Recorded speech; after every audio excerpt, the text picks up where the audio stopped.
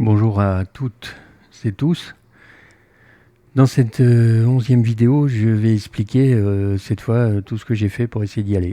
Alors, de nouveau, hein, je conseille vraiment regarder la numéro 10, la vidéo numéro 10, parce que sinon, vous n'allez pas comprendre pourquoi des personnes, enfin ce que je vais expliquer, ont réagi comme ça. Alors, la première fois que j'ai essayé d'y aller, je le raconte dans la vidéo numéro 10. Hein. C'est quand on y est allé par avion, on n'a pas pu faire mieux. Donc celle-là, je l'ai longuement expliqué.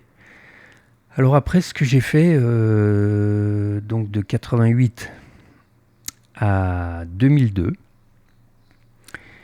eh ben, j'ai rien tenté.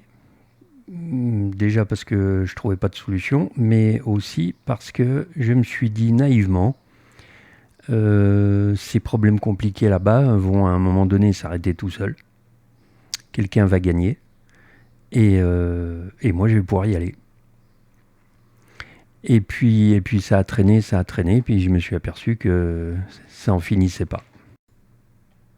Et comme d'habitude, je vais me servir du livre pour vous expliquer tout en rajoutant des choses. Alors, en 2002, je suis allé en vacances au Maroc. Voilà, tout simplement. Et avec un ami marocain qui se prénomme Omar et ma femme. Et voilà. Et il n'y avait rien de prévu à la base. C'était de simples vacances. Alors je lis un peu le livre. Omar nous invite au Maroc dans sa famille pour les vacances. Le trajet se fera à 2 voitures. Nous le suivons, Sylvie et moi, avec la nôtre. Un beau voyage en plus.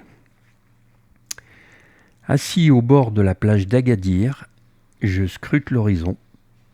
J'aime cette ligne courbe imaginaire, promesse de liberté et d'aventure sans fin. En pensée, je dézoome ma position. L'Afrique se dessine, à ma droite l'Europe, à ma gauche la côte des Phoques. Gérard, je suis sur la même côte que toi. Je cogite à la vitesse d'un cheval au galop et ma décision est prise. Donc ça m'a pris comme une envie de... Voilà, vous voyez ce que je veux dire. J'ai réalisé où j'étais, j'ai dit c'est bon, j'y vais. Alors je dis à Omar, il me fait ouais. J'ai dit les frontières Maroc, Sahara occidental, Mauritanie, est-ce qu'elles sont ouvertes en ce moment? Alors ça bougeait sans arrêt. Hein. Une fois oui, une fois non. Bon. Il me dit ouais, je suis sûr. En ce moment, elles sont ouvertes. Alors entre guillemets, hein, je confie Sylvie à Omar. Je prends un sac à dos avec 2 t-shirts, de l'argent liquide que je planque sous l'habillage du volant de la Renault Laguna que j'avais. Donc j'ai planqué l'argent et je suis parti. Environ 1500 km au sud, je rentre dans des pistes sableuses. La Laguna sans sable, bon, je m'en fous, j'ai de l'expérience en ce domaine. Arrivé à la frontière mauritanienne, mon objectif est à une trentaine de kilomètres au sud-ouest. D'accord, il n'y a que du désert et je suis dans la zone de guerre. Un cessez-le-feu est en cours, j'ai mes chances. Il n'existe qu'une route qui relie la douane à Nouadhibou. Si je veux atteindre la tombe de mon frère, il me faut laisser la voiture en bordure de route, au même parallèle que lui. Obliquer à pied plein ouest, traverser cette zone de désert d'une quinzaine de kilomètres remplie de champs de mines et de patrouilles militaires des 2 armées. Je sais qu'ils n'ont pas d'armement sophistiqué ni de radar. Un gars seul qui marche n'est pas très repérable. De plus, si une patrouille arrive, je me plaque au sol. Ça m'étonnerait qu'il me repère, me dis-je.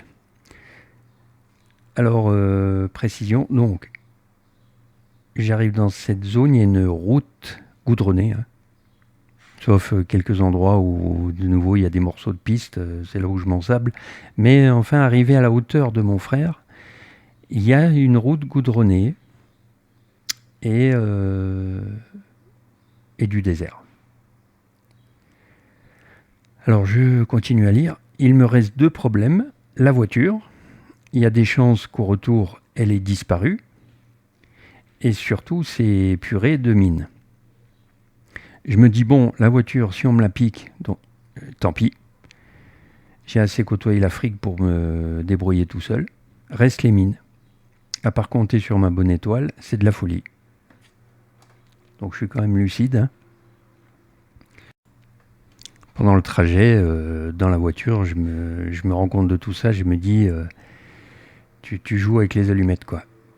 Alors je cogite. Et donc, plan B. J'arrive à la douane. Je rentre en contact avec des trafiquants. Bon, des hommes à tout faire pour de l'argent, quoi.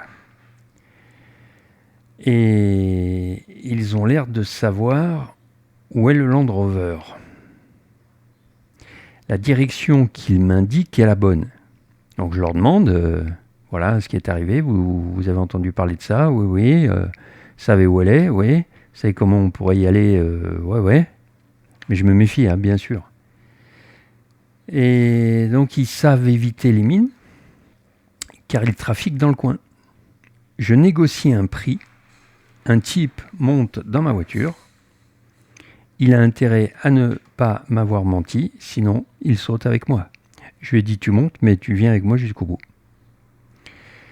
Alors pourquoi ils trafiquent tous dans ce coin? Là je vais me répéter un peu.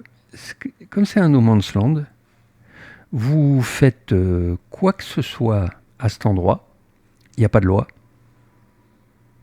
Donc vous serez accusé de rien. Alors vous allez comprendre pourquoi je vous dis ça. Hein. Alors je démarre. J'attaque le désert avec le gars. Et 2 kilomètres plus loin, alors ça paraît pas beaucoup, 2 kilomètres, hein, mais dans le désert, vous vous retrouvez seul d'un coup. Hein. Il m'indique que c'est là qu'il faut bifurquer dans le désert. Et de nouveau, j'ai une onde de frissons qui me parcourt la colonne vertébrale. Voilà, la même que la fois précédente, la dernière fois que j'ai vu mon frère. Et mon corps, de nouveau, il se met en alerte rouge. Comme jamais il ne l'a été. Comme s'il me parlait. J'en rajoute pas, hein, de nouveau, c'est ça. Et tout en conduisant, je regarde mon gars à droite, là. Et je le vois tâter discrètement un couteau sous sa djellaba. Donc là, mon cerveau prend le relais de mon corps. Et il comprend. Il va me flinguer. Il faut que je fasse attention à ce que je dis. Prendre l'argent et la voiture, qui est une voiture neuve, donc pour eux, c'est une fortune. Et comme nous sommes dans un no man's land, aucune loi ne s'applique, il ne sera même pas inquiété. C'est pour cela qu'ils trafiquent tous ici. Juste avant de bifurquer, je repère dans le rétroviseur central un gros véhicule 4x4. Donc là, j'ai eu cette idée, j'ai pilé les freins, je suis sorti, j'ai dit de m'attendre dans la voiture, j'ai parlé au chauffeur du 4x4, et c'était un Français. Et je lui dis, excusez-moi, j'ai pas le temps de vous expliquer, mais pourriez-vous me suivre de loin quelques kilomètres? Et à ma mine grave, il a accepté tout de suite. En roulant, on reprend la route, enfin la piste, le désert, quoi. En roulant, mon acolyte se retourne discrètement sans arrêt pour voir si le véhicule derrière change de direction. Alors là, si j'avais un doute, j'en avais plus. Et je lui demande, dis, mais le Land Rover, là, tu l'as vu, toi? Il me dit, ouais, bien sûr. J'y fais, il est au bord de l'eau. Il me fait, ouais, c'est ça. Je fais, Et il est sur ses roues, mais en très mauvais état. Il me fait, oui, c'est bien ça. J'y t'en es sûr? Il me fait, parfaitement sûr. Purée, j'ai enfoncé la pédale de frein. Alors, je lis en même temps le livre et je vous explique, donc c'est pour ça que c'est un peu confus là, mais j'enfonce la pédale de frein et sors du véhicule, une main dans la poche de mon pantalon, et je lui dis « Menteur, le Land Rover est debout, couché sur le travers. » Du coup, c'est lui qui panique un peu, il tâte sa poche droite. J'ai dit « Ne t'avise pas de sortir ton coup, hein ?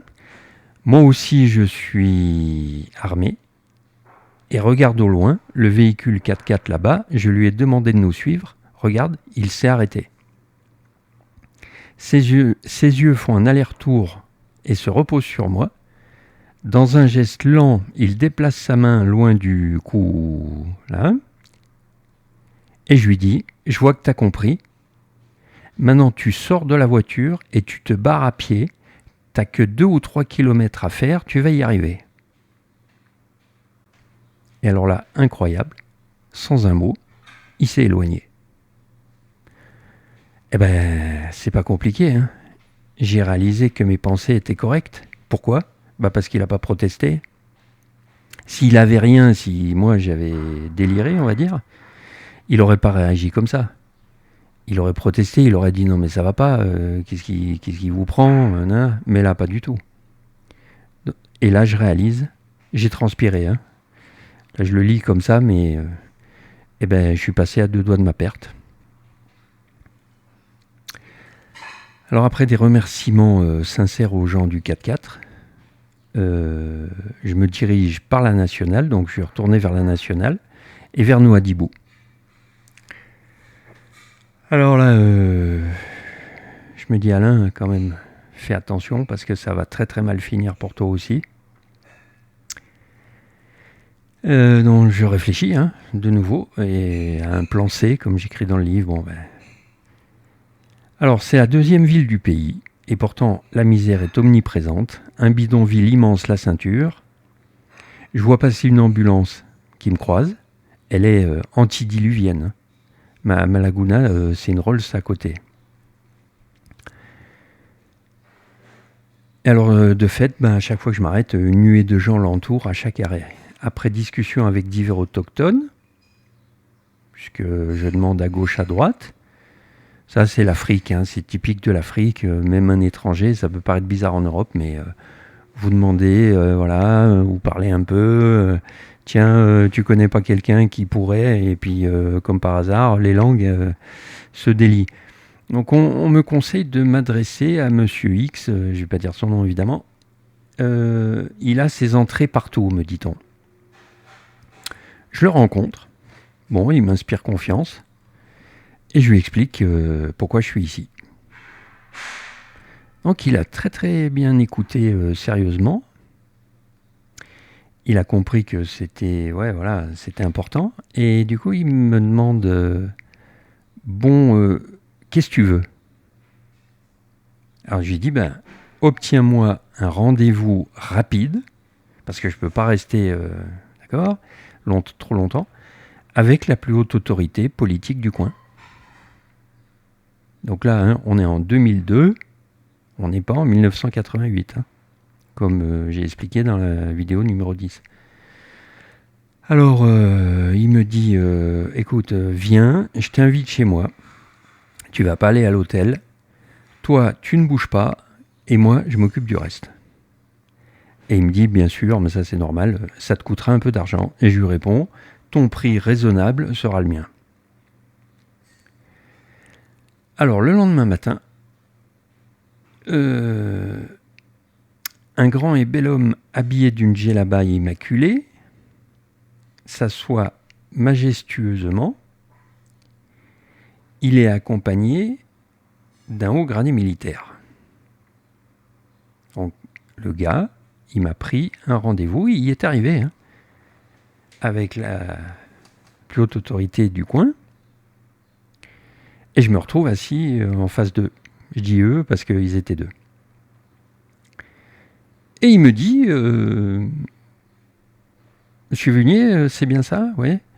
Que puis-je pour vous ? Alors moi, je raconte, j'expose les faits de 1988. Et donc, ce bel homme en djellaba, bien habillé, c'est un civil. Mais je vois qu'il y a un militaire à côté de lui. Et le militaire lui parle à l'oreille plusieurs fois dans leur dialecte, alors qu'ils parlent tous français. Et là, ça me fait picoter le nez.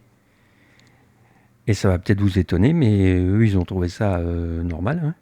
Donc je lis. Messieurs, je dis désolé, mais il est très malvenu de parler en langue étrangère dans un entretien diplomatique. Et il me fait, excusez-nous, vous avez tout à fait raison. Le colonel Z, pas le même qu'en 88, hein, était simplement en train de me confirmer vos dires. Et moi, tout étonné, je fais, mais comment êtes-vous aussi bien informé ? Et le colonel, il me fait, j'ai fait partie de la colonne de secours, triste événement, toutes mes condoléances. Alors là, j'ai un choc, hein, parce que c'est quand même 20 ans après, je me retrouve devant un gars qui a fait partie de la colonne de secours. Je suis petit. Donc un choc m'envahit et me déstabilise. Et finalement, je me dis, c'est une aubaine. Alors je dis, ah bon, dans ce cas, expliquez-lui tout, ça sera plus simple. Hein. Donc 10 minutes s'écoulent, il lui explique. Et le gars en djellaba me dit, Monsieur Vunier, que souhaitez-vous ? Donc je vous rappelle, on est en Mauritanie là. Alors je lui dis, me recueillir sur la tombe de mon frère. Et il me répond, c'est incroyable parce que 20 ans après, en fait, les personnes utilisent les mêmes mots. Il me dit exactement, la situation est compliquée ici. Tout le temps, le mot qui revient, c'est compliqué. Et je lui dis, vous le savez, mais je le sais aussi. Ordonnez l'envoi d'une patrouille militaire qui m'accompagne sur le site. Je vous demande une petite demi-heure, pas plus. Et il me fait, je ne peux exaucer votre vœu, il faut demander à la France. C'est véridique. Donc quand j'ai expliqué dans la vidéo numéro 10 que la France, le ministre, il faut absolument l'avoir vu, sinon vous n'allez rien comprendre, que le ministre RD, là, que j'ai été étonné qu'il se mêle de ce qui se passe au Sahara occidental, 20 ans après, le politicien du moment, hein, parce que lui c'est un politicien, celui en djellaba, il me dit il faut demander à la France. Donc en fait, il n'y a rien qu'à changer. Ah voilà, c'était un préfet. Alors je lui dis, monsieur le préfet, cette région est revendiquée par 3 belligérants, Maroc, Front Polisario, Mauritanie. Que vient faire la France ? Je fais un peu le candide, hein, je lui dis pas tout ce que je sais, pour lui tirer un peu les verres du nez, on va dire. Et il me répond, la France est le, guide spirituel de ce pays. Et j'y fais, avec tout le respect qui vous est dû, la France vous dirige en somme. Et sans se démonter, il me dit, ouais, c'est ça.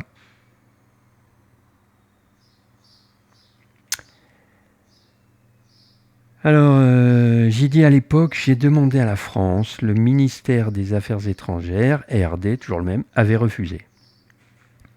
Il me dit, c'était compliqué en 88, ça l'est toujours. Sans autorisation de votre pays, je ne peux prendre aucun risque. S'il vous arrivait malheur, les conséquences pour moi seraient terribles.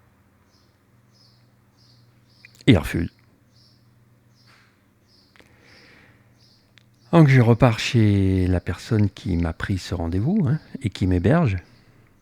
Arrivé chez mon mentor, comme je dis dans le livre, à ma tête, il a compris tout de suite.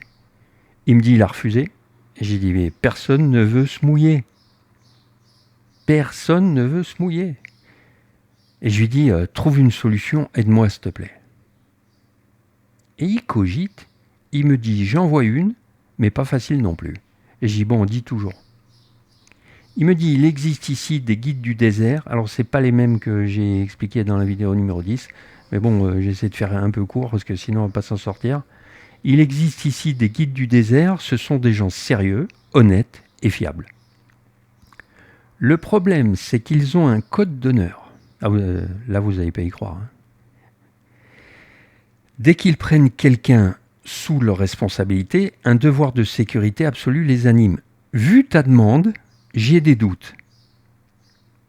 Et j'ai dit, emmène-moi chez leur chef immédiatement. Donc il m'emmène.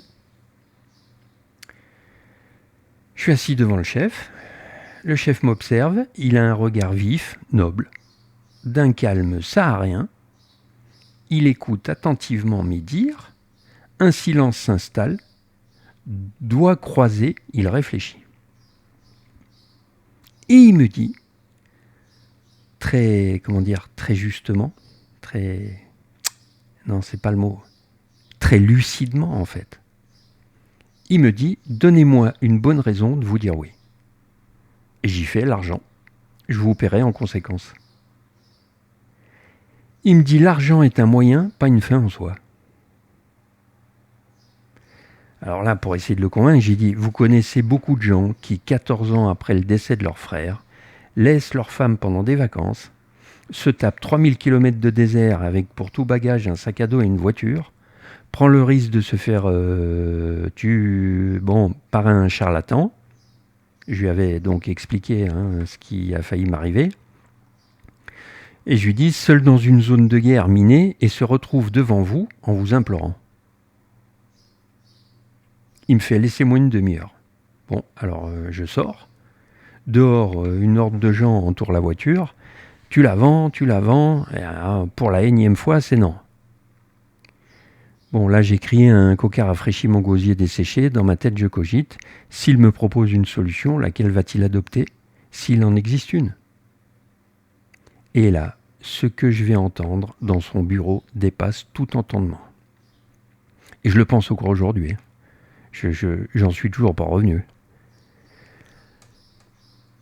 Il me dit, Monsieur Vunier, je vous présente monsieur... C'est mon meilleur guide. Bon, il a la cinquantaine, très bien habillé, digne comme le chef. Et il m'expose. Voilà comment nous allons procéder. Nous allons utiliser un Patrol 4x4. À bord, il y aura moi, une autre personne. Ce monsieur et vous. Il connaît un itinéraire sûr pour approcher le Land Rover. À 5 km au nord de Nouadhibou, il y a un bouchon militaire. Ça, vous le savez, et moi je le sais aussi, je vous l'ai dit, ça s'appelle un bouchon militaire. Et il me dit, normalement, sans un laissez-passer que personne n'obtient, la zone est interdite. Il va falloir une somme alléchante pour que les militaires tournent le regard ailleurs quand le Patrol passera, à l'aller et au retour. Et il me dit, c'est 4000 francs. Et moi, sans hésiter, j'ai dit, c'est bon, je payerai. Il me dit, très bien. Ensuite, il restera 10 km de désert pour atteindre le Land Rover. À une distance d'environ 400 mètres, vous descendrez à pied avec le monsieur ici présent. Il va marcher devant vous. Vous resterez derrière lui à une distance respectable. Vous marcherez exactement dans ses pas, monsieur Vunier. Vous m'avez bien compris? Et là, j'ai dit, j'ai peur de comprendre là. Et il me dit, mais sans se démonter. Alors, je sais, c'est incroyable, mais... il me dit, si jamais il saute sur une mine antipersonnelle, vous ne bougez plus et j'envoie l'autre personne vous chercher. Au-delà de ces paroles irréelles, un fait me trouble encore plus. La détermination sans faille et le calme olympien de l'intéressé. Je lui demande, mais attendez, vous êtes d'accord? Vous parlez français, vous êtes d'accord? Sans un mot, il hoche la tête en signe d'assentiment. Alors bon, le chef, il essaie d'éclaircir, parce que là, j'étais en plein désarroi. Monsieur Vunier, comprenez que chez nous, Dieu décide. J'ai fait le serment de protéger les gens sous ma responsabilité, ce monsieur aussi. Il va vous protéger au péril de sa vie. Inch'Allah, pas d'autre solution. La tête me tourne, mon cœur balance entre joie d'avoir une solution et une peur bleue pour ce brave homme. S'il saute devant moi donc à cause de ma demande, je ne supporterai pas le choc. Lui, il perd la vie, moi je finis réellement en asile psychiatrique. Des larmes roulent en tambour sur mes joues, je me lève et m'approche de lui. « Vous avez des enfants ?» Il me dit « Oui, 4. » Je lui serre la main comme jamais je ne l'ai fait auparavant avec qui que ce soit. J'ai devant moi un être qui allait risquer sa vie pour un parfait inconnu, par respect d'un code d'honneur. Une admiration sans borne pour lui me submerge. Et je lui dis « Je vous souhaite une longue vie heureuse avec vos enfants. Chef, excusez-moi du dérangement. Il m'est impossible d'accepter une telle offre. Au revoir et merci. » Suite à ça, je m'en vais, je remonte. Mais mon hôte, il me dit, donc j'ai 1500 km de désert à faire pour retrouver ma femme et mon ami. Et mon hôte me demande si je peux remonter un Touareg jusqu'au Maroc. Il embarque dans la voiture avec un minuscule sac et une petite bourse en cuir à sa ceinture. Son âge est le double du mien. Les conversations se limitent à des signes, il ne parle ni français ni anglais. Mais nos regards en disent long, on s'aime bien. Arrivé à une douane, si je peux appeler ça comme ça, toujours en plein désert, qui comporte une petite guérite et une barrière d'un autre âge, entre le Sahara occidental et le Maroc, un militaire est catégorique, la douane est fermée pour ce soir, revenez demain matin. Paumé en plein milieu du désert et seul avec mon Touareg, je lui fais signe que je suis désolé, il faudra patienter. Et là, c'est pas directement lié à mon problème avec mon frère, mais quand même, je tiens à vous raconter ça, c'est assez incroyable. Donc on s'installe dehors dans le sable, les jambes croisées. Le ciel change, s'éteinte, la lumière décline, l'ombre gagne. Ça y est, il fait nuit. Donc on est dehors, on n'a que la voiture, et on est assis par terre. Alors en homme du désert, je vois qu'il n'a peur de presque rien. En plaisantant, je mets mes doigts en pointe et fais des allers-retours vers ma bouche, comme pour dire « il fait faim, mais on n'a que dalle ». Son œil brille, une scène va se graver à tout jamais dans ma mémoire. Il repère un caillou bien plat, souffle la poussière qui virevolte, le pose entre nous d'une manière solennelle, puis défait sa petite bourse en cuir, dénoue le lacet, en sort un minuscule morceau de charbon de bois, l'allume avec un briquet fait maison et avec une patience infinie souffle sur le charbon comme si c'était un diamant précieux. Du noir, il vire au rouge. Il arrache une petite tige d'un arbuste rabougri à sa portée, sort de sa bourse un morceau de viande séchée et la fait rôtir. Quand elle a une belle teinte, il me la tend avec bienveillance et un large sourire. J'ai devant moi un sage, un vrai. Le goût est exquis, sérieusement je me régale, nous mangeons en silence. La voûte céleste sans aucune pollution lumineuse nous écrase de sa beauté. Je lui dessine des constellations dans le sable, invariablement il me les montre du doigt. Ensuite c'est mon tour, notre jeu du moment. Une des plus belles soirées de ma vie se passe en compagnie de ce Touareg et de cette simplicité. Emporté par la fougue, je lui fais comprendre que l'on ne va pas dormir recroquevillé dans la voiture. À la belle étoile me paraît l'idéal. Sa physionomie change instantanément, il me hurle. Pas question, kelb. Et moi, je comprends rien. Précipitamment, il me dessine dans le sable des chiens du désert en meute avec des crocs de la taille des dents de la mer. Vu sa tête, je n'essaie pas de le convaincre. On dort en bagnole, point barre. Donc on est remonté, je l'ai posé, je suis arrivé à Agadir. J'arrive en milieu de nuit à Agadir. Les parents de Omar, donc l'ami, se réveillent. Son père se jette dans mes bras et je vois qu'il règne une panique à bord. Et son père, il me dit « Alain, on te croyait mort ». Donc sur le coup, je n'ose lui dire que c'était moins une. Et il me dit « Omar t'a donné un téléphone portable pourtant ». Et j'ai dit « Ouais, mais arrivé au sud du Maroc, il n'y avait plus de réseau. Ouais. » Et puis tu es dans un état, mon pauvre, va te doucher. Alors, devant la glace, je prends peur. Ça fait 6 jours que je me balade dans le désert. Ma mine est défaite, crasseuse. Et là, en me savonnant, je me dis... C'est là que je prends la décision pour la suite. La prochaine fois que je vais essayer d'aller sur ta tombe, frère, je vais m'organiser à l'arrache. C'est nul. Voilà, ça c'est pour la deuxième fois quand j'ai essayé d'y aller. En résumé, parce que c'est toujours pareil. En images et en paroles, c'est toujours beaucoup plus court. Pour le troisième et le dernier essai, là j'ai mis tout ce que je pouvais.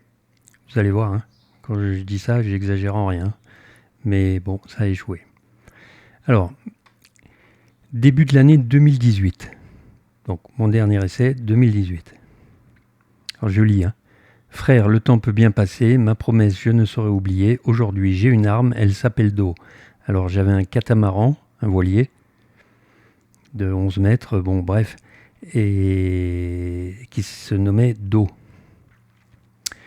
Je vais essayer pour la 3e tentative d'aller sur ta tombe, mais cette fois, je prépare mon coup, mes neurones donnent tout ce qu'ils ont dans le ventre.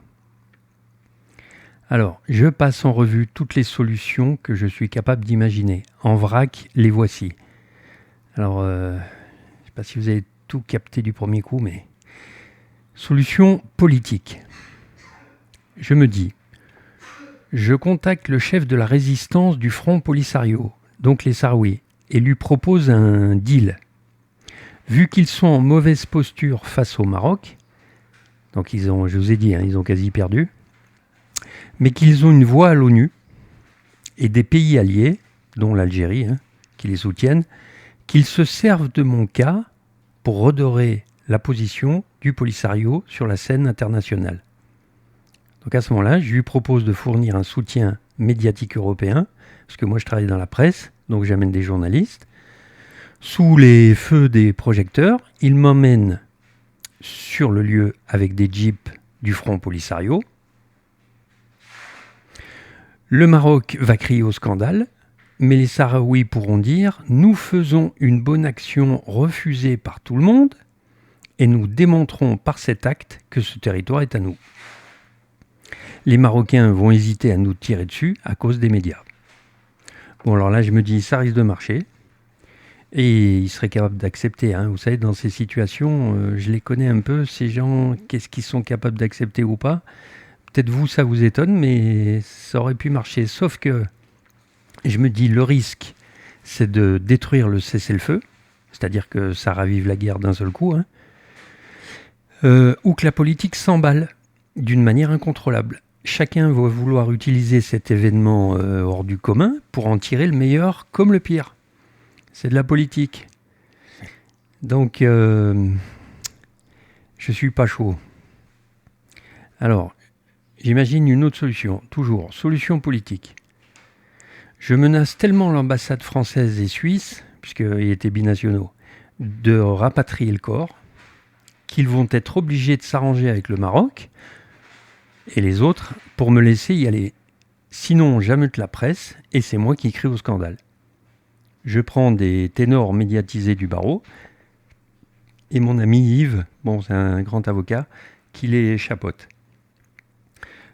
Politiquement, faire une demande officielle de rapatriement du corps est quasi impossible. Je vous ai expliqué pourquoi. On demande à qui. Tout le monde dit c'est mon territoire.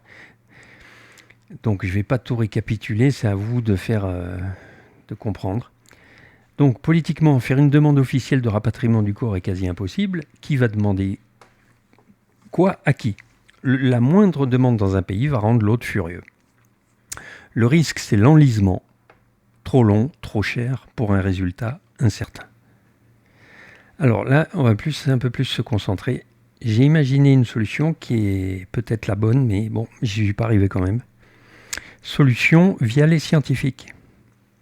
Alors, les seuls civils qui ont accès à ce territoire sont les scientifiques espagnols qui ont repris le flambeau de la préservation du phoque moine, comme j'ai expliqué dans la vidéo 10. Après tout, ils sont morts pour les phoques. Cette solution m'agrée au premier abord. Et je décide d'essayer celle-là. Alors, le siège de l'association Phoque Moine se trouve à Madrid. J'envoie un mail en expliquant que je suis le frère d'un des membres de l'expédition de 88 et je ne fais aucune allusion à mon projet, que je ne vous ai pas encore dit. Dans mon fort intérieur, je me dis que ce sont des jeunes qui vont lire le mail. 30 années en arrière, ça fait beaucoup. Ont-ils seulement entendu parler de cette tragédie ? Donc, mais j'envoie le mail quand même à Madrid. Et là, aux surprises, mes doutes sont levés. lorsque je reçois un bonjour enjoué d'un membre de l'association. Une dame charmante du nom de Mercedes, oui, bon, je peux le dire, hein, Mercedes. Donc, elle m'explique par mail, elle m'explique qu'elle est honorée de faire ma connaissance et qu'elle a un profond respect pour la mission de 1988. Et elle me dit, sans ces pionniers courageux, me dit-elle, les phoques moines auraient disparu. Alors là, je tombe des nues. Elle rajoute, d'ailleurs, il y a une plaque commémorative sur place dans la base de la mission espagnole. Elle me dit, le saviez-vous ? Je fais non, personne ne m'en a informé. Et elle rajoute, ça vous ferait plaisir si je vous envoie une photo ? J'ai dit oui, bien volontiers. C'est la plaque que j'ai mis dans d'autres vidéos. Hein. Quand vous voyez à la mémoire de Didier Marchesso, c'est cette plaque. Qui est posée à la station Phoque, là-bas sur place. Bon, donc, les scientifiques, là, ceux qui s'occupent des phoques, les Espagnols qui ont repris le flambeau, non seulement ils se rappellent de cette mission, mais ils disent que c'est grâce à eux que les phoques sont toujours là, donc qu'elle est honorée, voilà. Donc vraiment positif. Hein. Je vous dis ça pour la suite. Hein. Dans un autre mail, je lui glisse mon désir de me rendre sur place. Alors, j'ai fait ça, j'ai pas dit au cas où ce que je voulais faire, hein. Je voulais pas l'affoler, et j'ai bien fait d'ailleurs. J'ai juste dit, j'irai bien sur sa tombe. Et là, elle a changé d'attitude, elle s'affole et me dit que c'est dangereux et que la politique est, je vous le donne en mille, elle utilise le même mot, compliquée sur place. Je perçois que je suis en train de la mettre mal à l'aise. Et là, elle insiste pour que l'on se parle par Skype. J'ai jamais su pourquoi, vous allez voir. Bon, j'ai pas insisté. Mais tout d'un coup, il faut absolument qu'on se parle par... Bon, ok. On peut plus se parler par email, il faut qu'on se voie. Enfin, je sais pas, je comprends pas trop, mais bon. Alors, là, je me dis, si je lui dévoile mon plan, que je n'ai pas encore mentionné, et qu'elle en parle, c'est foutu. De plus, la fondation espagnole, la des phoques, va avoir des ennuis, quoi qu'elle me propose. Bon, j'ai certainement eu tort. De fait, j'ai interrompu tout contact. Donc là, je me suis dit, bon, même les scientifiques, voilà, ils sont pour, c'est super, c'est vous, machin, mais dès que tout le monde a peur. On va se la faire courte. Donc là, on est en 2018, hein, c'est pas si vieux. Donc là, je me dis, bon, allez, hop là, maintenant, ça suffit. Je laisse tomber. Et donc, voilà ce que je mets au point et ce que j'ai fait. Donc, je lis d'eau. Je vais prendre mon catamaran, traverser les 3/4 de la Méditerranée, donc il était basé sur la côte d'Azur, passer en Atlantique par le détroit de Gibraltar, puis cap au sud, longer les côtes marocaines, bifurquer sur les Canaries. De là, je vais longer le Sahara occidental dans les eaux internationales, comme un touriste, bien que dans la région, il se compte sur les doigts d'une main. Si je suis repéré, bien que les radars sont quasi inexistants, je déclarerai que je me dirige sur Nouadhibou, Mauritanie. En biais, je vais me rapprocher de la côte des Phoques, l'air de rien.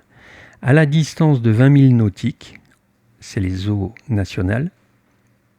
Alors, c'est des termes marins, hein, pour ceux qui ne connaissent pas trop les lois maritimes. Bon, ça va pas être simple, mais vous allez y arriver, je pense, quand même, avec ce que je vous lis. Donc, à distance de 20 000 nautiques, eau nationale, mais à qui, puisque tout le monde revendique cette zone. Vous voyez, donc les 20 000 nautiques, là, ça appartient à qui ? C'est le même problème sur mer. Hein. Alors, au lieu d'une direction nord-sud poussée par les alizés, c'est le vent dominant, hein, je vais subitement prendre un cap plein est. Il me faudra choisir un jour de vent pour foncer. Ça ne devrait pas être difficile. Dans la région, ça zèffe souvent. À pleine vitesse, toujours la voile, à pleine vitesse, je vais viser la fin des falaises. Une plage au nord de la Jeep à une distance de 3 km. En fait, c'est où ils avaient été se baigner, quoi. Il n'y en a pas 36 000. Le temps qu'une patrouille éventuellement me repère et vienne sur place, je vais couper la VHF. J'aurai le temps de lancer mon drone Phantom 4 suréquipé. Je prends des photos, je filme, le rembarque à bord vite fait et change sa carte mémoire par une vide. Si je suis à raisonner, ils vont trouver le drone, mais sans les photos, je ne serai pas venu entièrement pour rien. Si aucune patrouille ne se manifeste, disons au bout d'une heure, c'est que la voie est libre. Il y a de bonnes chances pour que ça se passe ainsi, car le bateau sera ancré sous les falaises de 20 mètres de haut, en dessous des faisceaux des radars terrestres. Et d'après mes infos, la marine militaire n'existe pas dans le coin. De plus, ça reste l'Afrique. À ce moment, je débarque avec mon annexe sur la plage. Reste 2 problèmes. Il y a un trafic de migrants Sénégal-Canaries qui passe de temps en temps dans le coin. Ces gars ne plaisantent pas. S'ils voient le bateau seul, ils vont le voler, c'est sûr, et même si je les vois, j'aurai pas le temps de revenir. Il me faut quelqu'un de confiance qui reste à bord. Deuxième problème, les 3 km aller et les 3 retours en plein désert avec des mines un peu partout pour arriver à la Jeep. Certes, je peux longer au maximum les falaises pour diminuer le danger, mais un autre danger me guette. Les falaises sont rongées par la houle atlantique. Si je m'approche trop, elles risquent de s'affaisser et je vais faire une chute mortelle. Ces 2 problèmes vont être résolus par un seul ami, JP, mon assureur. Alors, pour ce projet, c'est l'homme de la situation. Il accepte sans hésiter. Alors je lui dis, reste le problème des mines, JP. J'ai essayé de me procurer des chaussures anti-mines personnelles, mais c'est du matériel classé défense, j'arrive pas à en avoir. Il me dit, souci résolu, mon beau-frère travaille dans une boîte de sécurité en relation avec des militaires, tu veux lesquels? Et j'ai dit le modèle israélien. Il me fait ok. Une semaine plus tard, elles sont arrivées, de plus prêtées, parce qu'elles valent très cher, hein, c'est du matériel militaire. Donc ce sont des raquettes gonflées à une pression précise. Des attaches sont prévues pour glisser les chaussures à l'intérieur. Je ne vais pas marcher rapidement, mais j'ai des chances de revenir en vie. Donc, achat de téléphone satellitaire, d'un abonnement pour recevoir les fichiers GRIB, c'est les fichiers météo, achat de carte marine, achat de 10 bidons de 20 litres pour augmenter l'autonomie en gasoil du navire. En effet, il y a un petit problème incompressible, c'est les alizés. Alors, je vais devoir écourter, parce que sinon vous n'allez pas y arriver, mais c'est juste pour... Je vous donne 2-3 détails pour vous dire à quel point ça a été compliqué de mettre ça au point. Donc je dis, il souffle constamment, les alizés, il souffle constamment nord-sud, entre 20 et 30 nœuds. À l'aller, génial, mais pour remonter, 4 solutions. Donc les voiliers, ils n'aiment pas remonter de face le vent, hein, pas du tout. Donc là, je dis toutes les solutions possibles et inimaginables. Et celle que j'adopte, c'est d'augmenter la réserve de gasoil pour remonter au moteur et à la voile, les deux en fait. Parce qu'il y a une sacrée distance. Hein. Donc la date de départ approche, il n'y a que notre entourage qui est au courant de nos plans. Donc évidemment, on ne dit rien à personne. Hein. Alors je ne sais si JP estime qu'il vaudrait mieux par sécurité embarquer un autre membre d'équipage, ou bien comme il me dit, la personne voudrait faire ce voyage. Bon, en tout cas, il me présente Z, la quarantaine bien charpentée, et donc il vient avec nous. Donc on est 3. On s'en va avec le catamaran, équipé, donc je viens de le dire, hein, même avec des chaussures anti-mine de l'armée, je ne sais pas si vous voyez. Donc si on a des chaussures anti-mine de l'armée, ça veut dire que le reste de l'équipement suit. Vous voyez, bon, donc on n'y va pas à la légère. Alors là je dis, la préparation du bateau va durer une semaine. Dans le livre, je montre tout ce qu'on a fait dessus. Bon, bref, j'ai le journal de bord, jour par jour. Donc, pour ceux qui font du bateau le savent, hein, le capitaine, il tient un journal de bord. Hein. Donc, je l'ai là, hein, et tout est écrit, je ne peux pas vous le lire. Hein. Donc, je vais aller un peu plus vite. Alors, on part de hier, on traverse la Méditerranée comme j'ai dit, on passe le détroit de Gibraltar, on arrive en Atlantique, on va sur les îles Canaries. C'est des distances conséquentes. Hein. C'est pas la petite croisière. Et bon, ça fait très longtemps que je fais du voilier, donc on n'est pas parti comme des amateurs inconscients. Hein. Et on attend aux Canaries, au sud des Canaries, on attend une météo favorable. C'est-à-dire, je vous fais un résumé parce que sinon ça va pas aller. On attend une météo pour quand on part des Canaries, on descend au sud, on longe l'Afrique. Il n'y a rien, il n'y a que dalle, à un moment donné il n'y a plus rien. Hein. Et donc on arrive vers la Jeep, vers les falaises, vers la plage. Si tout se passe bien, je débarque, je mets mes chaussures anti-mine, je vais là-bas, je fais ce que j'ai à faire, je reviens, etc. et on repart. Mais là, ça doit durer minimum, si tout se passe bien, 12 à 14 jours. Cet aller-retour là sur les Canaries, c'est 12 à 14 jours, seul paumé au milieu de rien. Donc il y a une panne, il y a un blessé, il y a un machin, on se débrouille. Hein. Donc en fait, il faut une météo propice à l'aller et propice au retour, ce qui n'est pas facile. Donc on attend un certain temps avant d'avoir la bonne météo. Un jour elle arrive et on y va. Je reprends le livre. Alors, on est paré. Les jours s'enchaînent, pas de créneau météo. C'est à désespérer. Pour gagner quelques milles nautiques, on se positionne en attente au sud de l'île de Grande Canaria. Enfin, le 13 juin 2018 au matin, Neptune et Éole sont d'accord. On appareille aussitôt. Les alizés nous propulsent, plein vent arrière. Ouais, bon, après, c'est des termes techniques de marin, mais bon, je peux pas en sauter. Voilà, bon, nous filons du 7 nœuds, 9 nœuds, 12 nœuds. Porté par la houle atlantique. Dos surfe et s'amuse avec les vagues. Des creux de 5 mètres lèchent la poupe du navire. En 2 jours, on approche de Dakhla. Donc là, cette fois, ça y est, on longe le Sahara occidental, on a descendu le Maroc, machin. Dernière ville côtière marocaine, entre guillemets, hein, digne de ce nom. Je ne veux pas dévier de mon vent plein arrière. J'ai conscience qu'il me dévie légèrement vers la côte, mais comme il n'y a aucun contact VHF avec Dakhla, donc sur les bateaux, hein, on reste en contact sur le 16 constamment, pour si quelqu'un veut appeler, etc., les secours ou les militaires ou n'importe d'ailleurs.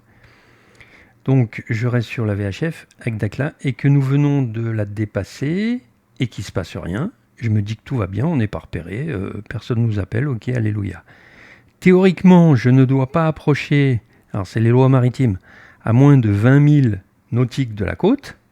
Bon, ça fait du 40 km hein, presque. Pour rester en eau internationale dans cette région. Tant qu'on est en eau internationale, on ne peut rien nous dire. Mon radar et le GPS indiquent 18 000, donc je suis à 18 000 au lieu de 20.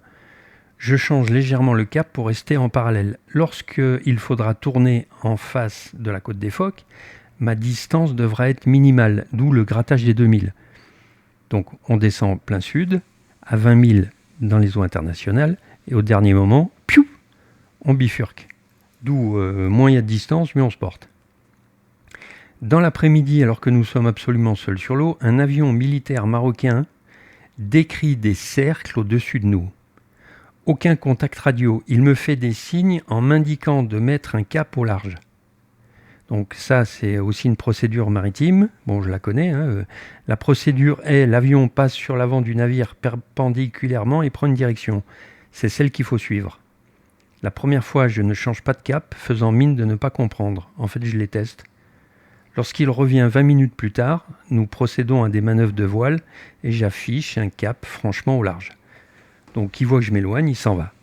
À la hauteur des 20 000 nautiques, en eau internationale, je reprends mon cap initial, puis plus rien, une paire royale. Alors, on est à 100 000 nautiques de l'arrivée. Alors, ça fait toujours presque, vous multipliez par 2, hein, 200 km, pas tout à fait, mais bon, pour avoir une notion. Mais attention, hein, 200 km sur l'eau, c'est pas comme avec une voiture. Hein. Ça fait beaucoup plus. Donc, je marque arrivée dans 60 000 nautiques à 40 000. À 40 000 nautiques des falaises et de la côte des Phoques, dernière nuit. On a sous-toilé le bateau pour ralentir. On arrive trop vite. En effet, on veut bifurquer à 90 degrés juste avant l'aube. Avec un peu de chance, les Africains seront en demi-sommeil. De plus, il est impératif d'arriver à la côte tôt le matin pour y voir quelque chose et avoir le temps de faire l'aller-retour à pied 2 jours. Hein, je vous ai dit, je prends les chaussures anti-mine, machin, le temps d'y aller, revenir et tout. Ça va pas très vite, hein, donc il faut arriver le matin tôt. Bon, vu le vent annoncé demain matin, une fois le virage amorcé, on devrait atteindre le lieu en 2h, 2h30 à la vitesse de 8 nœuds et se planquer sous les falaises. Au radar, donc mon radar, hein, je contrôle qu'il n'y a aucun navire dans les parages, tout est ok, il n'y a personne. Il n'y a même pas un touriste, hein, il n'y a pas un autre voilier, il n'y a rien.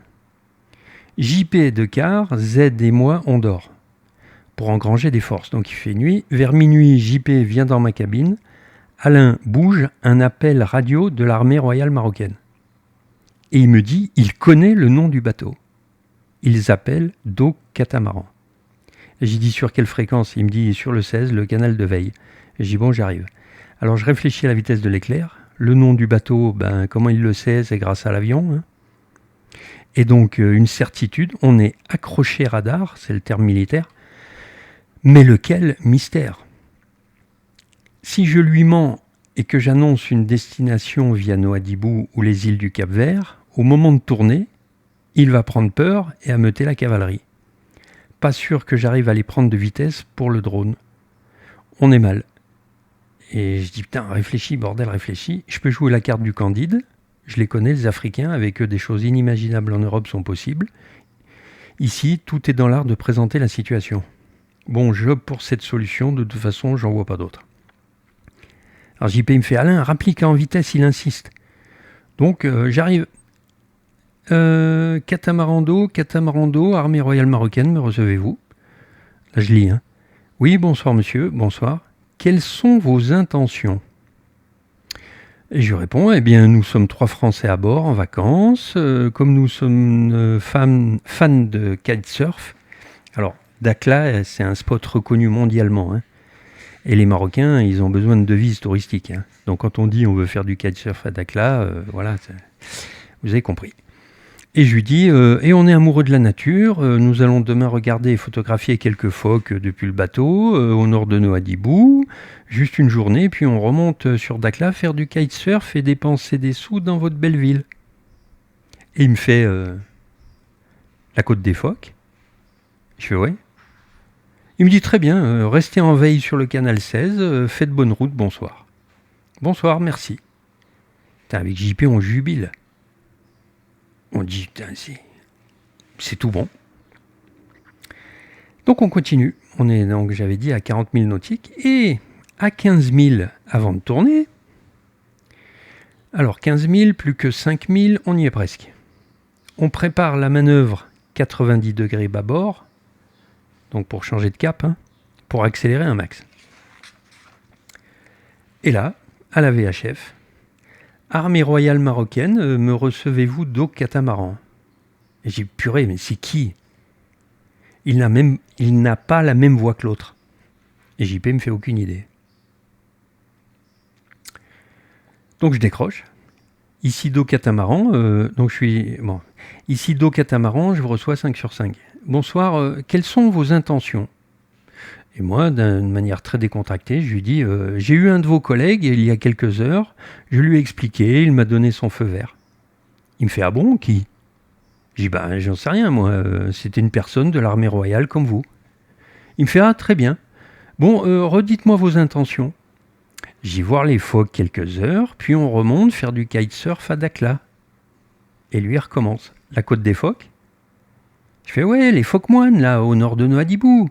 Vous savez, on aime la nature, hein. C'est fantastique ce que le Maroc fait pour ces pauvres animaux en voie d'extinction.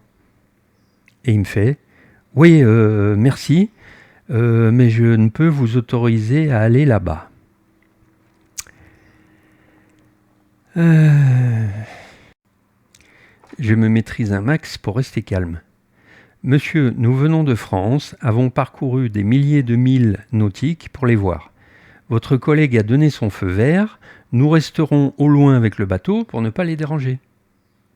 Il me dit, je dois demander l'accord à mon chef, mais il ne sera là que dans quelques heures. En attendant, stoppez le navire. Alors moi, j'insiste pas, j'ai dit ok. Oubliez pas, on est en plein Atlantique. Hein. Alors, ok, je me laisse dériver. Et en rigolant, j'ai dit, vous ne nous oubliez pas, hein. Non, non, ne vous inquiétez pas, tout à l'heure. Donc là où l'Atlantique nous secoue comme un prunier, hein, le fait que le navire ne soit plus appuyé sur ses voiles le rend instable.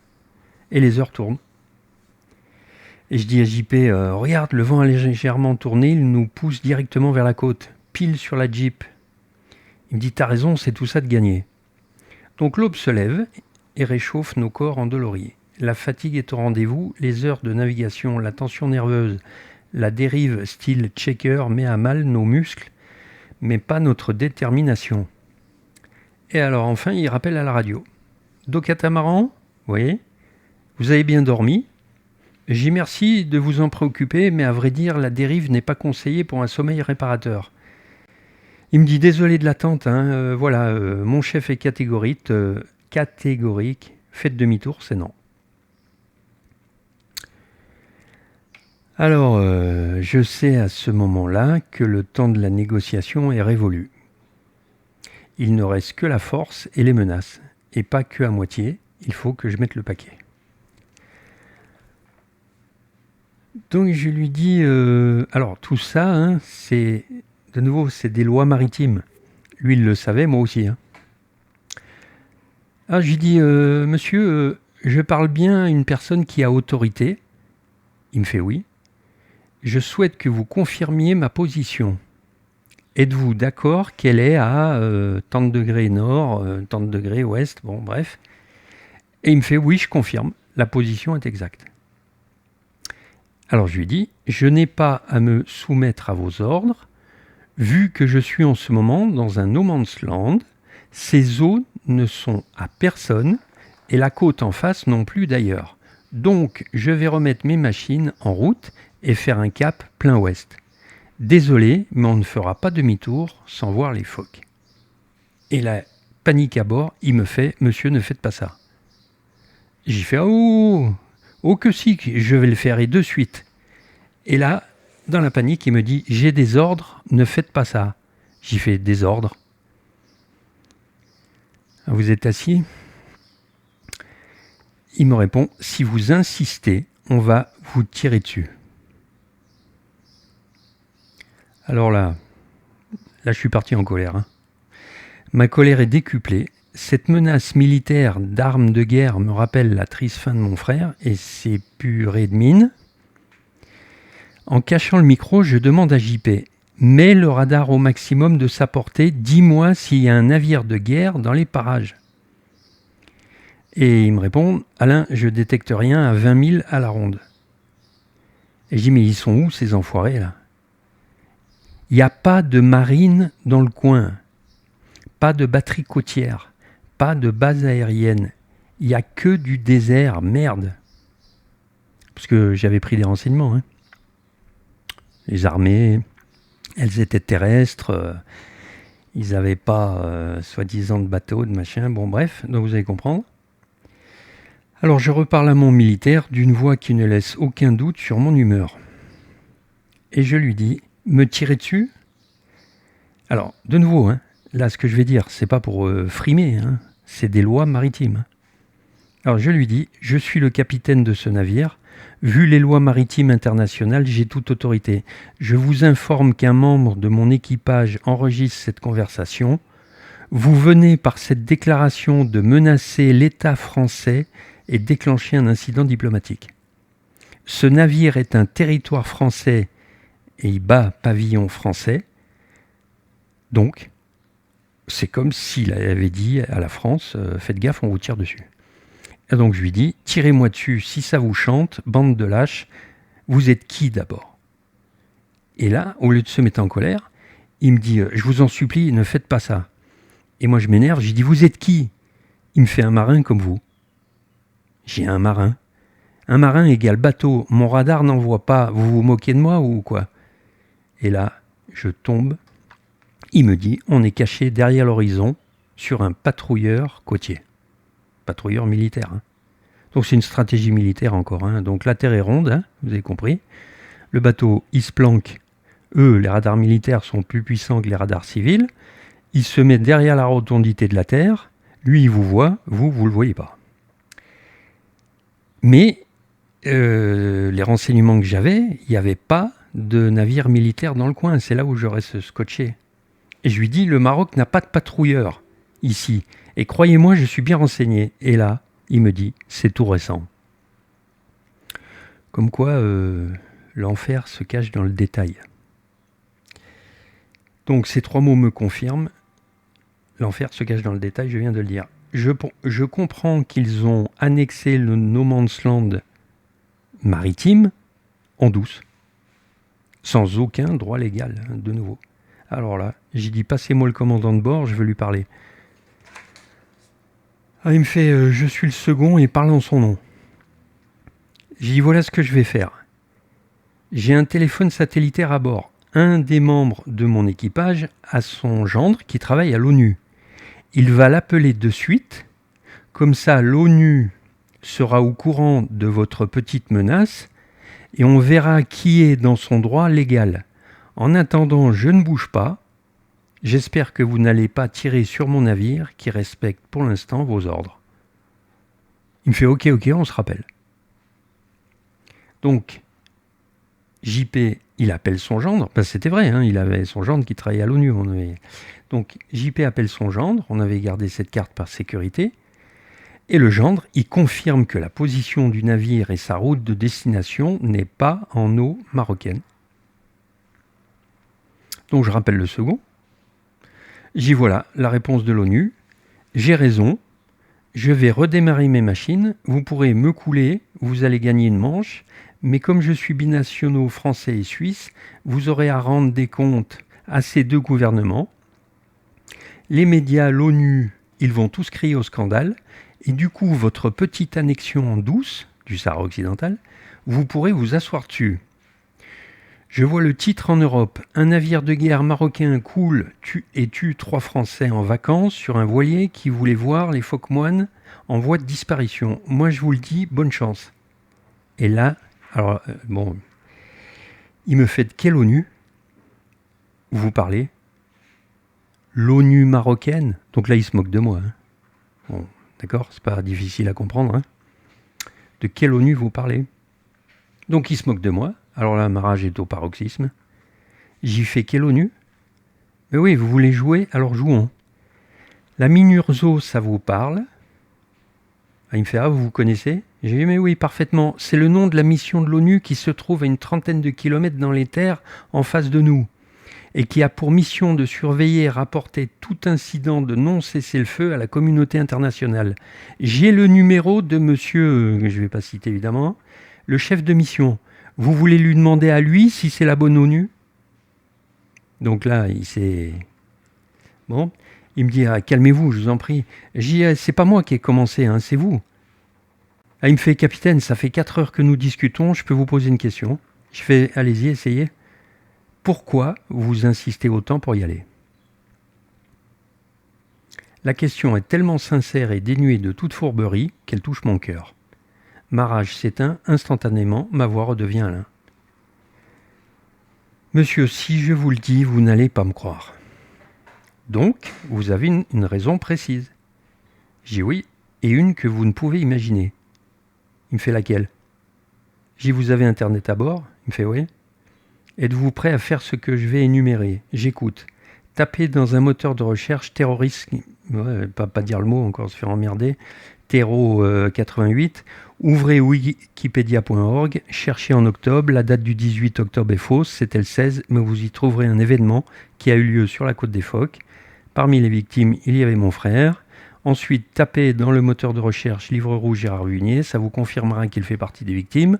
Ensuite, appelez les services français pour qu'ils vous confirment que le navire d'eau appartient à Alain Vunier et que je suis bien son frère. En tant que militaire, je suis sûr que vous aurez l'info. Mon frère est enterré à 300 mètres des falaises, en fait c'est même pas 300 mètres, hein, c'est 80 mètres, à l'intérieur des terres, à la hauteur de la côte des Phoques. J'ai fait le serment d'aller sur sa tombe me recueillir, il m'a été impossible jusqu'ici à présent de l'atteindre. C'est la 3e fois que j'essaie. Ne vous braquez pas, mais la situation géopolitique de cette zone, je la connais mieux que vous, Et je sais pertinemment que ces eaux et la terre où ils se trouvent ne vous appartiennent pas. Il me fait ça alors? Mais pourquoi vous ne me l'avez pas dit plus tôt? Et je lui réponds, je connais la paranoïa militaire qui voit des ennemis partout. Il me fait, je vérifie, je vous rappelle. Je dis ok, j'attends. Donc je sors sur le pont, le vent s'est calmé, la météo est juste, comme elle était prévue. Et là, je vois une brume nous entoure, c'est le lever du soleil, résultante du vent sirocco qui soulève le sable du Sahara et vient le jeter dans l'océan Atlantique. L'eau est de couleur jade, elle est bourrée d'alluvions, c'est pour cela qu'elle foisonne de vie marine. Le soleil me chauffe doucement, j'aime cette paix. 1 heure plus tard, il rappelle. Monsieur Vignon, on a vérifié vos dires, tout est exact. Sur le bateau, alors je suis désolé, ça paraît grandiloquent là, mais voilà, moi je vous dis ce qu'il m'a dit. Sur le bateau, nous sommes 40. L'équipage ne parle que de vous et de votre courage. Au nom de tout le navire, nous vous présentons nos sincères condoléances. J'ai fait bon, merci. Nous avons rappelé la personne qui ne veut pas vous laisser passer. Nous, sur le bateau, y compris le capitaine, on est pour. Mais malheureusement, notre chef à terre ne veut pas. Et j'ai dit qui c'est et il est où? Il me fait, j'ai pas le droit de vous le dire. J'ai fait, il est courageux mais pas téméraire. Et il me fait, monsieur, une dernière fois, je vous le demande, ne nous mettez pas dans une situation détestable. Nos ordres sont les mêmes, ne pas le laisser passer. On a tout essayé, il ne veut rien entendre. Et je lui ai dit, je vous comprends, je peux me mettre à votre place. Bon, laissez-moi un peu de temps. Il me fait, j'attends votre appel. Donc à l'extérieur, seul sur la plage arrière du pont, je me sens las et fatigué, déçu et le cœur gros. Je pourrais les narguer, Il me suffit pour cela d'appeler la MINURSO, donc l'ONU en face, rappeler le gendre à JP, laisser le téléphone satellitaire allumé pour qu'il lui explique les événements en live. Ça ferait un témoin de choix. Pousser les moteurs à fond, toute voile dehors et foncer. Qu'est-ce qui se passerait? Pas compliqué, Jamais ils n'oseraient nous tirer dessus directement, avec tout ce qu'ils savent. Et les gens qui sont au courant, ils sont coincés, Mais ils vont tirer des coups de semonce sur l'avant du bateau, envoyer des zodiacs et nous arraisonner. Ensuite, la machine politique va prendre le relais, et ils vont se servir de nous pour leurs intérêts personnels. Même nos gouvernements, On va croupir des mois en prison le temps que le meilleur gagne et qu'un pseudo-libérateur nous serre la patte devant un parterre de médias. Si je demande à JP et Zo leur accord, ils sont capables de me dire oui, mais il y a un risque auquel je ne peux pas les soumettre. Aucune garantie qu'une balle perdue ou un mauvais geste ne les blesse ou pire. C'est mon combat, pas le leur.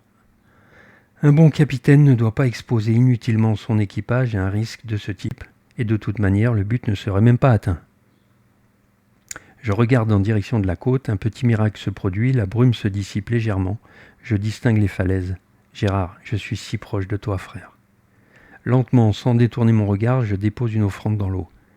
D'un pas décidé, je me dirige vers la table à cartes, règle la portée du radar et positionne la ligne de foi pour connaître la distance exacte de la côte. Elle est de 16 000 nautiques. On dérive depuis des heures. La distance minimum atteinte sera celle-là. J'attrape la VHF et annonce à mon militaire que je mets le cap plein est jusqu'à 25 000 nautiques de la côte, donc dans les eaux internationales. Ensuite, cap au nord, direction les Canaries. JP et Zo me demandent si c'est vraiment ce que je veux. J'y fais, ouais, allez les gars, on rentre chez nous. Donc d'un geste vif, les ailes de dos sont déployées, donc les voiles. Il attrape le vent à la volée, démarre sur l'échafaudron. 20 minutes plus tard, Z m'indique qu'il voit une fumée à l'horizon au sud de notre position. J'ai dit, prends les jumelles et dis-moi ce que c'est. Il me fait, c'est un navire de guerre. Vu ce qu'il crache, il doit être plein gaz à 30-35 nœuds. J'y fais, c'est eux, ils vont nous intimider, vous en faites pas, laissez-moi faire. À la VHF, une voix militaire déclare. Catamaran d'eau, marine royale marocaine, stoppez les machines et gardez un cap aux 180 degrés, préparez-vous à un abordage. Donc je réponds même pas. Un œil au GPS m'indique que l'on a dépassé la bande des 20 000. On va, entre guillemets, rire. On est en eau internationale. Donc docilement j'obtempère, j'abats les voiles, mais je garde les moteurs en marche avant lente, sinon mon pilote automatique ne pourra pas garder un cap aux 180 degrés comme les militaires me l'exigent. Donc, et le navire de guerre arrive, le navire d'une 50aine de mètres stoppe à un quart de mille au nord de notre position. On est toujours que les deux, il n'y a personne. Bon. Et par radio, j'annonce, ici le capitaine du catamaran d'eau, si je veux, je peux vous interdire de monter à bord, c'est mon droit, est-ce que vous confirmez? Et là, embêté, il fait oui, c'est votre droit, mais on veut juste parler. Ah, je dis bon, dans ce cas, soyez les bienvenus. Je fais ouvrir les filières arrière tribord. Méfiez-vous, nous subissons une forte houle par l'arrière. Donc il me dit, nous descendons un Zodiac. Ok. Assis au poste de bar extérieur. Alors, je sais bien que ceux qui font pas de bateau, il y a peut-être des passages obscurs là, mais je peux pas faire autrement parce que sinon c'est trop long. Si j'explique tout, on va jamais s'en sortir. Donc assis au poste de bar extérieur, je demande à JP et Zo de s'asseoir et de ne piper mot. Jumelle en main, j'observe la scène. Donc ils sont 5, dont un est armé d'un fusil d'assaut. Il y en a un qui a un mal fou à descendre dans le Zodiac. Bon, on a un gradé, le chef, 2 commandos, on les reconnaît, hein, et certainement le civil restant, c'est la police secrète du roi. Ça peut vous étonner, mais surtout qu'oubliez pas, hein, les militaires qui sont dans le coin, c'est ceux qui sont dans la zone sensible. Donc pensez bien que le roi, j'ai rien contre lui, hein, mais il a ses petites oreilles qui traînent dans ces endroits-là. Donc JP leur fait signe que l'arrière est ouvert et s'étonne qu'il fasse un tour complet du bateau. Alors je lui dis, laisse JP, c'est la procédure. De nouveau, hein, c'est une procédure maritime. Bon. Face à la coque tribord de dos, qui se soulève et s'enfonce méchamment dans cette houle, le barreur transpire pour approcher. Le mec du Zodiac qui barrait, quand il a vu la houle, que le bateau montait, descendait comme un fou, là, il s'est dit, c'est un peu chaud. Donc, ils arrivent à grimper, non sans difficulté, sauf le barreur du Zodiac. Alors je leur fais, messieurs, bienvenue à bord de dos, je vous prie d'enlever vos chaussures. Alors je sais, ils sont musulmans, bon, bref, ils comprennent tout de suite. Alors, il me fait, merci, on les enlève. J'ai fait, asseyez-vous, je vous en prie. Les Marocains sont très chaleureux dans l'accueil de l'étranger, moi je fais pareil avec eux. Je ne les reçois pas comme des militaires, je les reçois comme des hôtes, et ils le sentent. Mais je leur dis, enlevez vos chaussures. Tout ça, c'est une stratégie réfléchie. Hein. Donc j'y fais, asseyez-vous, je vous en prie, merci. Je ne leur laisse pas une seconde de répit, ils sont à bord de mon bateau, ce n'est pas eux qui vont décider.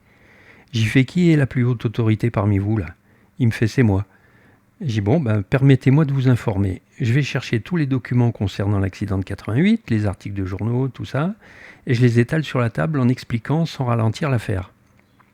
Ils se plongent tous immédiatement dedans. Le chef me demande s'ils peuvent prendre des photos, j'accepte. Du coin de l'œil, je vois ce pauvre barreur dans son Zodiac qui m'implore des yeux de voler à son secours. En effet, attaché par une haussière moteur allumé, il prend un choc terrible lorsque Do part en surf dans la houle et doit donner un grand coup de marche arrière pour ne pas s'écraser contre la coque avec son Zodiac. Alors je fais au chef, j'ai dit, vous comptez laisser votre gars dans cette situation longtemps? Et le chef réalise, il fait, ouais, en effet. Mais il ne donne aucun ordre. Ah, j'y fais, mais bon sang, mais détachez-le, quoi. Ah, il fait, oui, Mohamed, détache-le. Ce brave matelot me remercie du regard, s'éloigne et attend tranquillement à 20 mètres de dos, à côté du bateau. Bon, en vérité, ils sont sympas, tous de braves gens, mais ils ont une peur bleue de leur hiérarchie. Les minutes s'écoulent, on se comprend mutuellement, le chef me dit « C'est un commandant de la base de Dakhla qui s'obstine et qui ne veut pas vous laisser passer. » J'y fais son nom, c'est... Comment il s'appelle? Et il me répond. Il me fait commandant, bon. Et j'ai fait merci. Et il y a un gars derrière, le sermonne. T'as pas le droit de lui dire. Et le chef, il fait trop tard. Vous vous rendez compte? C'est des militaires, quoi. Hein. Le gars derrière qui lui a dit, t'as pas le droit de lui dire, faut pas bien comprendre qui c'est celui-là. Hein. Bon, mais voilà, c'est l'Afrique, quoi. Alors, mes chapeaux, hein. Le chef, il me l'a dit. Hein. Donc je pense qu'il n'était pas d'accord avec son autorité. Bon, bref. Donc le chef se confie. Il me dit, comme je vous l'ai dit par VHF, à bord, on est tous pour vous. Allez à Dakhla et parlez au commandant. J'ai dit, on va se parler en marin, chef. Hein. Je dois remonter 150 000 nautiques face aux alizés pour atteindre Dakhla. En supposant que j'ai son feu vert, je redescends 150 000 et remonte 150 000 dans un endroit, compliqué et isolé du monde. Et il me répond, je comprends et vous êtes dans une zone extrêmement dangereuse. Il y a des passeurs, des trafiquants en tout genre. J'ai dit, je sais bien. Il me fait, bon, écoutez, on va vous donner des vivres. Tant que vous êtes dans cette zone, au moindre souci, vous nous appelez par VHF et on vient rapidement vous secourir. J'ai dit, je croyais que votre intention était de me couler. Il me fait, cet ordre nous déplaît. Vous nous avez fait transpirer. Bon, j'envoie le Zodiac chercher des vivres de suite. J'ai fait, merci, chef. Donc, d'eau est avitaillée par l'armée marocaine. Ils apportent 2 immenses sacs en toile de jute. Dedans, il y a du thé, des pâtes, du riz, du sucre, du pain, bref, plus que ce qu'il nous faut. Des poignées de main sincères sont échangées. Ils s'apprêtent à partir là où l'Atlantique ne s'est pas calmé. Le barreur du Zodiac approche de dos. JP est assis près du poste de bar. Moi, je suis à l'arrière. Un coup de boutoir impromptu, donc toujours par la houle, projette un des matelots dans l'eau. Il s'accroche comme il peut au Zodiac, mais les autres n'arrivent pas à le hisser. Ses jambes, par flottaison, s'inclinent à l'horizontale, dos se soulève et commence à approcher de ses jambes. Je hurle à JP, « Coupe les hélices, coupe les hélices !» D'un geste vif, il met les manettes des gaz au centre. Donc il y a 2 moteurs, hein, il y a 2 hélices, 2 moteurs, 2 coques. Bon. Une seconde avant que les jambes du matelot ne se fassent broyer par les hélices. Alors, j'ai expliqué plus haut que j'avais laissé les moteurs en marche avant lente pour garder le cap de 180 degrés que l'on m'imposait. Mon hurlement décuple la force des marins. Ils le tirent dans le Zodiac de toute leur force. Le matelot crache ses poumons, ouf, il est sauvé. Le chef qui va monter le dernier me dit « Vous venez de sauver un de mes gars, merci. Un problème, et vous m'appelez, ok ?» J'y fais ok. Bon, j'essaie de raccourcir tout ce que je peux dans le texte, mais pas trop pour que vous compreniez quand même, mais on va y arriver. Donc, on part. Alors, toujours dans un coin, imaginez, il n'y a rien. Hein. Il n'y a rien, sauf des trafiquants, bon bref. Donc, on remonte à Dakhla. Par mer. Hein. Alors, j'explique dans le livre, considérez un vent de face, les marins ils vont comprendre tout de suite, considérez un vent de face qui souffle en permanence entre 15 et 30 nœuds en rafale, une houle qui vous fait plonger le nez du bateau, hein, un courant contraire qui vous freine, les voiliers n'apprécient guère et les équipages non plus. Ajoutez une distance qui correspond grosso modo à la distance Côte d'Azur-Sardaigne, sans escale possible ni repos, et vous aurez une petite idée de la vie par moment des marins. Lorsque le vent mollit, c'est-à-dire se calme, on avance en ligne droite seulement au moteur. Dès qu'il fraîchit, augmente, on tire des bords serrés à 30 degrés du lit du vent, à la voile, aidé par les moteurs. Donc pas de chance, on va arriver dans la baie de Dakhla à la nuit. Je ne veux pas prendre le risque de la traversée de nuit car elle est jonchée de haut fond. Aidé du GPS, du radar, de la cartographie, du sondeur, on approche lentement d'une micro-crique à l'entrée de la baie. Pas de lune, pas de lumière venant de la côte, donc visibilité nulle. Je vous raconte ça pour vous dire, pour que vous imaginiez un peu le coin, ce qu'on a vécu, quoi. Donc JP est au poste de bar, dehors, et moi à la table à cartes dedans. Il suit mes directives à l'aveugle. Donc on approche, c'est une zone encore... même les fonds là-bas sont pas, accueillants. Donc il n'y a pas de lune, machin, il y a des hauts fonds, il faut y aller mollo, il faut essayer de ne pas se cracher. Donc JP, il suit mes ordres, moi je suis dedans, hein, je vois rien, c'est qu'aux instruments. Lui, il est dehors, il voit pas plus quelque chose. Il n'y a pas de lumière des villes, il n'y a rien, que dalle. Donc j'ai fait JP, moteur à 1800 tours, ok. Ajuste la vitesse à 4 nœuds, ok. Au fond, droit devant, barre à tribord, capot 110, ok. Distance de la côte, un quart de mille, tu la vois? Non, que dalle, je vois que du noir. Réduis la vitesse à 2 nœuds, ok. Profondeur 10 mètres, le sondeur indique une montée de fond progressive, donc on n'est pas au-dessus de gros rochers. Profondeur 5 mètres, distance côte 200 mètres, tu la vois? Non, rien. Mets en marche avant lente, fais un 180 degrés et stoppe le bateau face au vent. Ça y est, bloque la barre à roue avec le frein, puis tu largues l'ancre et marche arrière lente bien face au vent. Tu largues 5 fois la profondeur. 25 mètres, c'est juste? Oui, c'est fait. Attends, je vérifie si on ne chasse pas, c'est-à-dire déraper. C'est bon, on éteint les moteurs et les feux de navigation, je m'occupe du reste, et au dos, on est crevé. Donc on est arrivé à Dakhla, mais on est dans une baie coincée, dans cette baie charmante. Au lever du soleil, je file sur le pont, on est pile à l'endroit prévu, ça fait plaisir. Ici aussi, le désert et la mer sont rois. Un beau soleil irradie. L'Alizé sort de sa sieste et commence à souffler. L'équipage prend un petit déjeuner copieux et une douche chaude bien méritée. Alors je leur dis bravo les gars, vous tenez bien le coup. Ils me font bon bateau, bon capitaine, ça aide. Alors je leur dis écoutez, le vent va grimper à 35 nœuds dans pas longtemps. On se traverse la baie prudemment, ensuite face aux installations, c'est le terme maritime qui veut dire port, tout simplement. Donc je leur dis, je vais appeler sur le canal 9. Le chef du patrouilleur côtier m'a dit qu'il préviendrait de notre venue.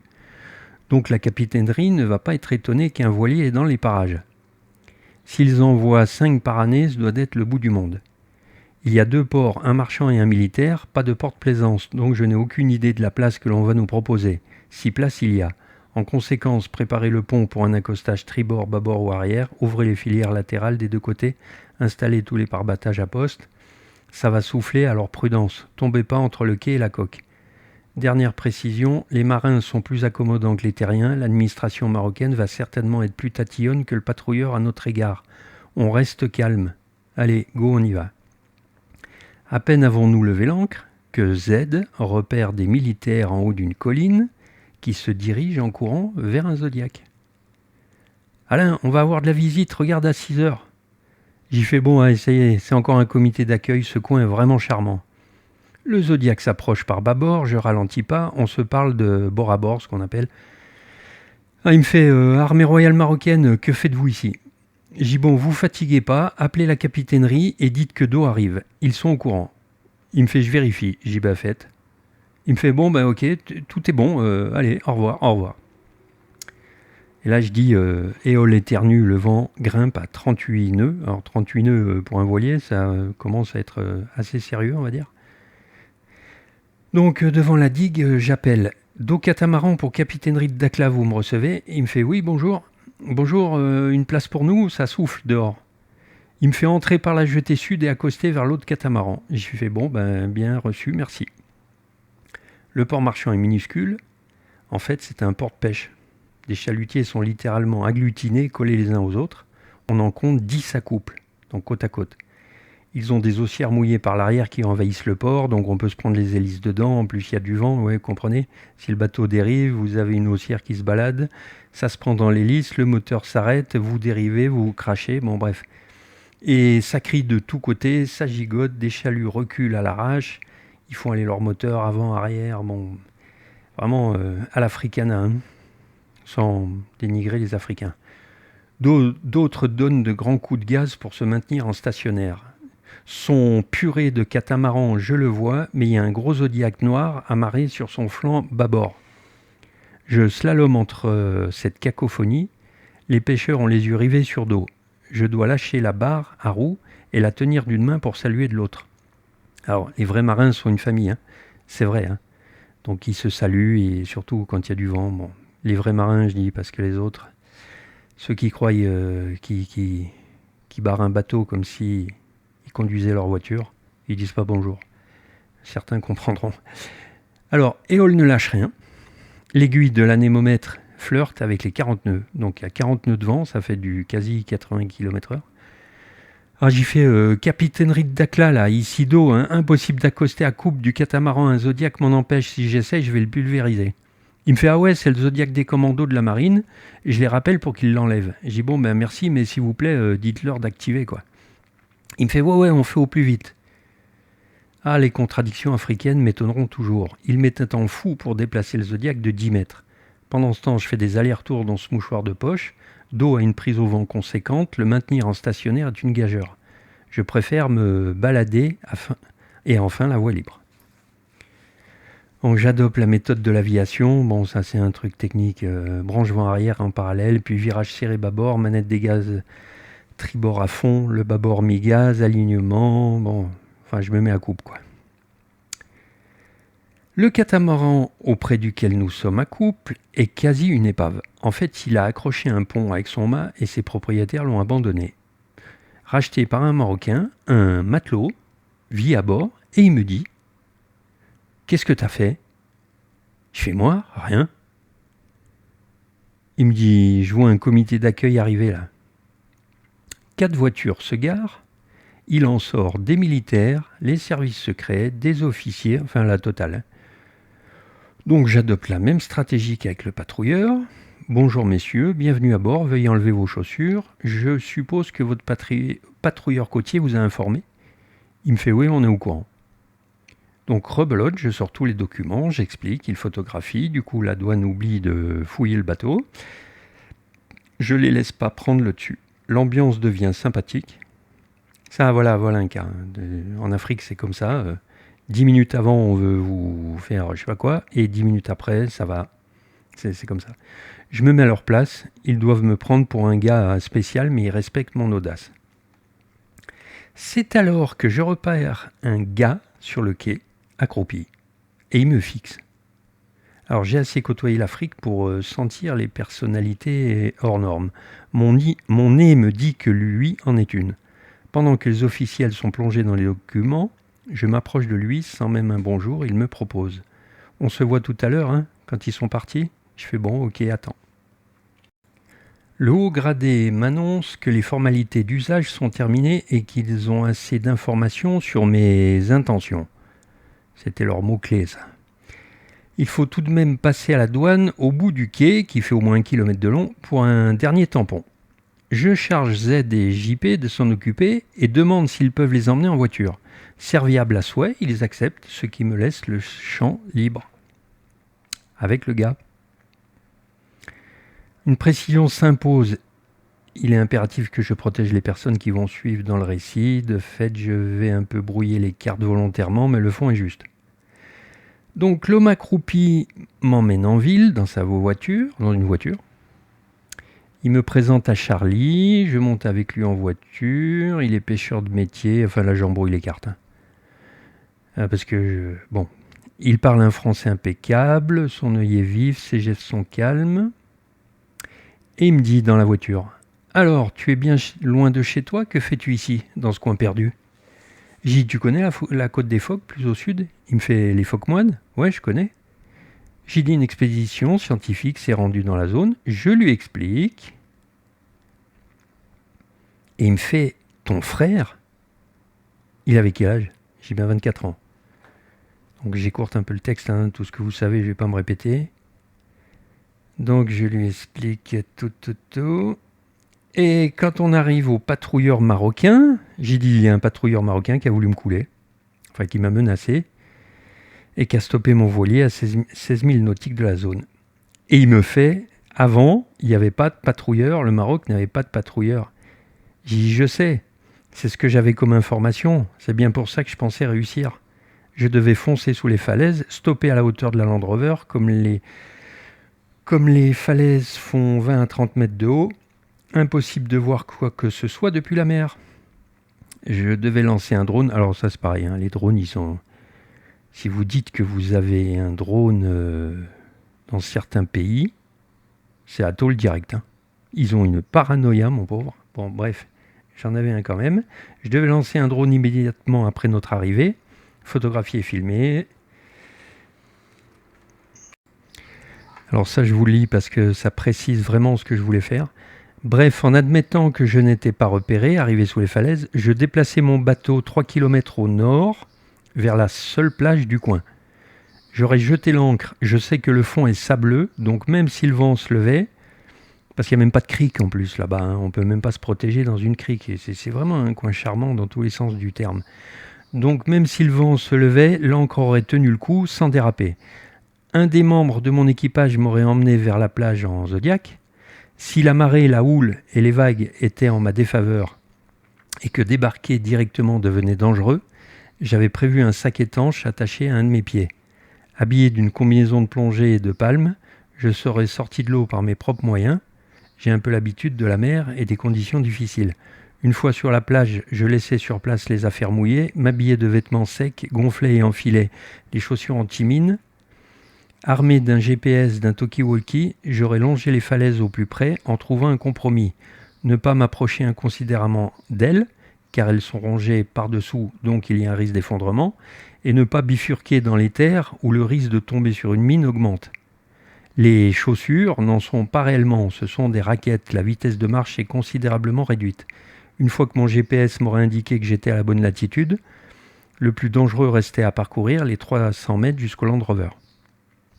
Près de lui et des tombes, le risque est minime, puisque la colonne de secours avait déminé le coin où il y a la Jeep, mais autour, pour y arriver, ils n'ont rien déminé du tout. Hein. Donc c'est Inch'Allah, comme disent les Arabes. Alors, je continue, je te l'ai dit, ils ont déminé. Si tout se passait comme prévu, au pied de la tombe de mon frère, j'aurais fait ce pourquoi je me suis donné tant de mal.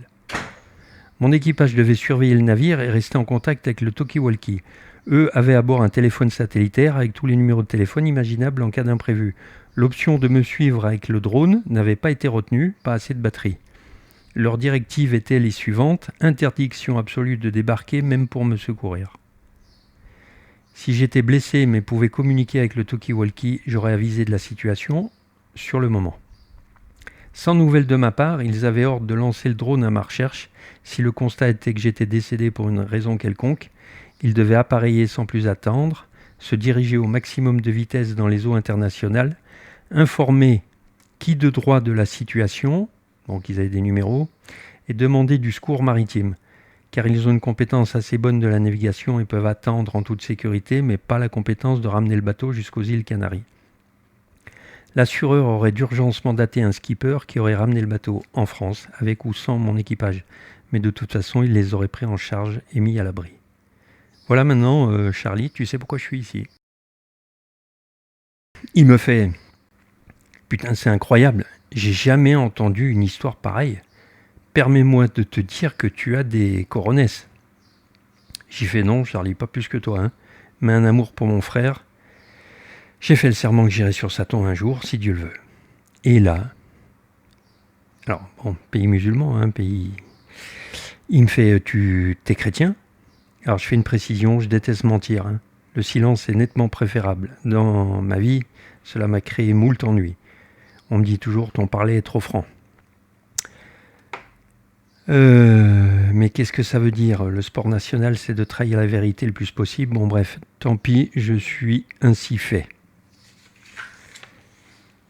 Mais dans la circonstance du récit, je vais être obligé de mentir. Je sais que sa question n'est pas anodine.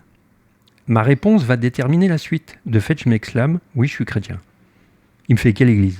Bon, alors là, la réponse, elle est cruciale, mais je la connais. D'une voix forte et péremptoire, je lui réponds, aucune importance, c'est entre Dieu et moi, c'est tout. Et là, de calme, il passe à excité, ses gestes sont vifs.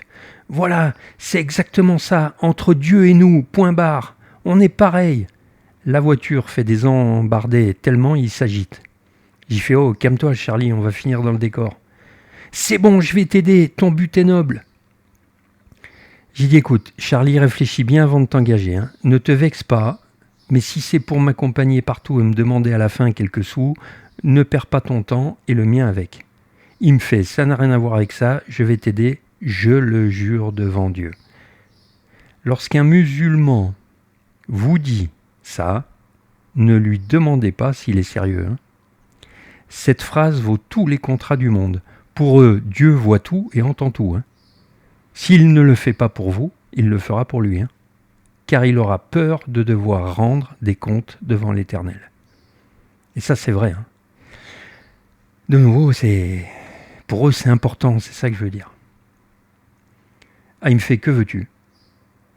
Et j'ai dit, j'ai le nom du colonel de la base militaire, donc à Dakhla où on est, celui qui s'est opposé et a menacé de tirer dessus. J'ai son nom, emmène-moi le voir. Il me dit, je vais demander à l'homme accroupi, bon bref, j'embrouille un peu là, qu'il t'y emmène tout de suite, et on se voit après. Il me fait ok. Eh bien, 1 heure à peine après, et je suis en face du colonel. Ça fait bizarre, hein. Vous savez, rendez-vous compte, hein, faut garder son calme, hein, parce que... Mais bon, il me regarde, il me fixe dans les yeux, il me dit c'est vous, Do ? Et moi, avec le même regard, pas avec une animosité, mais un regard perçant. Il me fait c'est vous, Do ? J'y fais c'est vous qui refusez ? Nos yeux sont plantés l'un dans l'autre. Il reste digne, moi aussi. Un long silence s'écoule. Puis, gentiment, et c'est vrai, hein, il me dit bon, il est où votre frère ? Alors je lui dis 21 degrés nord, etc. à ouest. Et sur son portable, je le vois qui consulte une carte militaire qui cache à ma vue, hein, et il réfléchit intensément. Son visage fait une moue. Il me fait, il est pile au mauvais endroit. Je fais, je sais. Hein. S'il était un peu plus au sud ou au nord, ça serait différent, mais là, je ne peux prendre aucune décision par moi-même, je dois en référer au roi. Au roi du Maroc, donc. J'ai dit, il faut combien de temps ? Il me fait, attendez de mes nouvelles. Bon. Le lendemain matin à l'aube, Charlie débarque. Alain, j'ai réfléchi toute la nuit, voici toutes les solutions que j'ai imaginées. Il a composé un organigramme pyramidal qui fonctionne de bas en haut. Plein de solutions au début, puis dégressif. On passe la journée à tenter notre chance. Bon, là, je ne vais pas préciser, voilà. Pour lui. Hein. Deuxième jour au matin, Charlie a une petite mine. Il n'a pas l'air joyeux. Il me fait, je me suis renseigné chez quelqu'un de très bien informé. Il m'a dit ceci, Charlie, tu perds ton temps, le colonel ne répondra jamais et personne au Maroc ne prendra la responsabilité de dire oui, même pas le roi. J'y fais, Charlie, je m'en doute bien, la situation est inextricable parce que personne ne peut me dire oui. Ce n'est officiellement le territoire de personne, mais personne ne peut me dire non, tu comprends ? On ne peut pas m'interdire, on ne peut pas m'autoriser. France, Mauritanie, Maroc, ils sont autant dans la mouise que moi. C'est un no man's land, ce territoire est une page blanche sur les cartes. Bien sûr, le Maroc frime avec leurs patrouilleurs, mais ils savent pertinemment qu'ils n'ont aucun droit légaux. Il me fait, j'imaginais pas que la situation était si complexe. J'ai fait, ça fait 30 ans que j'essaye, Charlie. Oui, il me dit, laisse-moi un peu de temps pour trouver une solution. Et j'ai fait, d'accord, hein, mais je ne peux pas m'éterniser ici. Combien de temps ? J'y dis après-demain maximum, ok. Le soir, il nous dépose devant un restaurant, nous lui proposons de rester à dîner, il refuse. 3e jour, il m'appelle au téléphone. J'arrive, j'ai une solution. Je n'ai pas dormi de la nuit, je me doute de la proposition. Il monte sur le bateau, nous sommes seuls. On va jouer carte sur table, je commence. Alors j'ai oublié de vous lire un tout petit passage qui est important. Donc le soir, il nous dépose devant un restaurant, nous lui proposons de rester dîner, il refuse. Mais insiste pour nous ramener après le repas. On se tape un bon gueuleton, les marins apprécient, de bon cœur. De retour, Z et JP sont assis tranquillement derrière, et moi devant, dans sa voiture. Charlie conduit, je le sonde avec des questions en apparence anodines, je ne peux pas préciser. Il sort un revolver chargé de la boîte à gants et le brandit. Et il fait, ils ont qu'à venir, je les attends.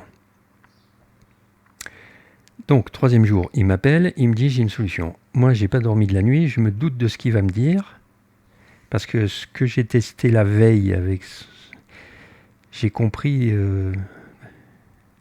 sa solution.